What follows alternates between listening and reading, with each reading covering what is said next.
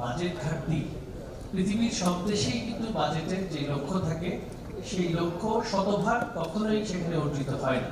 পৃথিবীর কোনো দেশেই সাধারণত না। আর আমাদের যে এখন 35তম আমাদের বিশাল যে অর্থনীতি প্রায় 33তম জিডিপি আমাদের সারা পৃথিবীর সাথে তুলনা করতে গেলে স্বাভাবিকভাবেই যে লক্ষ্যমাত্রা থাকবে সেটা শতভাগ অর্জিত হবে না।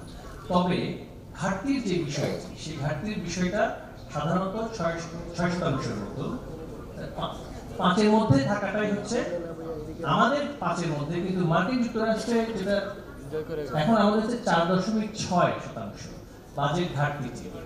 এই বাজেট সেটা যে লক্ষ্যমাত্রা তার চেয়ে অনেক নিচে আছে এবং উন্নত দেশগুলোর দিকে যদি আপনি দেখেন সেখানে 6%-এর ঊর্ধ্বে থাকে ঘাটতি।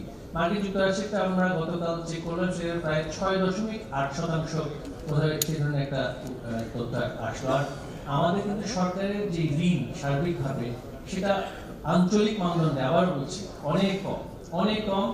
তো সেই হিসেবে এমন কোনো পরিস্থিতি নেই যে আমরা ঋণগ্রস্ত অর্থনীতি, ঋণগ্রস্ত দেশ হিসেবে একেবারে পরিস্থিতি খুব ভয়াবহ অবস্থার দিকে যাচ্ছে। যেভাবে করে প্রচারণাটা করা হচ্ছে অনেক জায়গাতে সেইটার আশেপাশেও এই অবস্থা নেই। এবং একই ধরনের প্রচারণা করোনার সময় করা হয়েছিল।